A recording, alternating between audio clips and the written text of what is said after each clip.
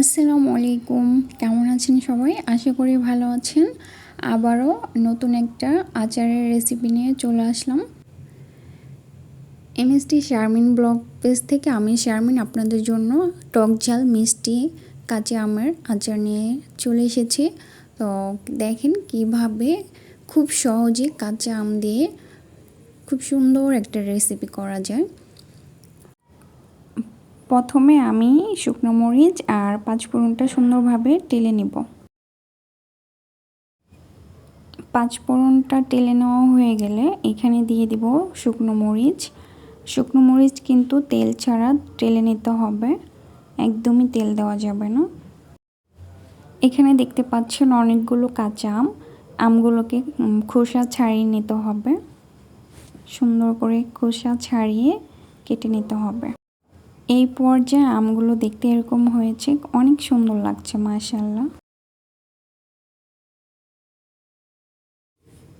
এভাবে আমগুলোকে টুকরো টুকরো করে কেটে নিতে হবে। তারপর চুলায় প্যান বসাই দিতে হবে। তারপর তেলটা গরম হয়ে গেলে এভাবে থেতলানো রসুন, মানে আধা ছেঁচা আর কি রসুন দিতে হবে। তারপর এই যেটা কি বলে দারচিনি, তেজপাতা, এলাচ, পাঁচফোড়ন সব কিছু দিয়ে এভাবে নেড়ে নিতে হবে। তারপর আমি ভাজা মরিচও 2-3টা দিয়ে দিলাম।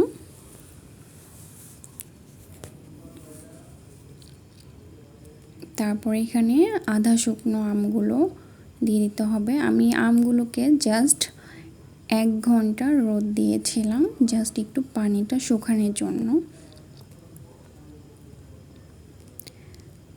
এখন দিয়ে দিচ্ছি মরিচের গুঁড়ো 1 চামচ, হলুদের গুঁড়ো 1 চামচ।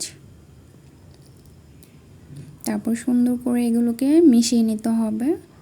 সুন্দর করে মেশানোর পরে এখানে দিয়ে দিচ্ছি চিনি 1 কাপ। এখানে 1 কেজির মতো আম আছে, তাই আমি এখানে চিনিও দিব 1 কেজি থেকে একটু কম, যেহেতু এটা টক মিষ্টি ঝাল আচার হবে, তার জন্য আমের ভিতরে চিনিটা দিয়ে দিতে হবে 1.5 কাপ মতো। তারপর সবগুলো এভাবে মাখিয়ে নিতে হবে চিনিগুলোকে আমের সাথে। তারপর এখানে দিয়ে দিব শুকনো মরিচের গুঁড়ো, মানে এটা মরিচগুলো যে তেলে রাখা শুকনো মরিচ, ওই গুঁড়োটা আর কি।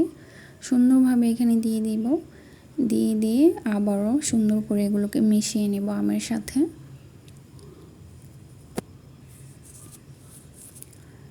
মিশিয়ে নেওয়া হয়ে গেলে এখন এখানে দিয়ে দিব সিরকা।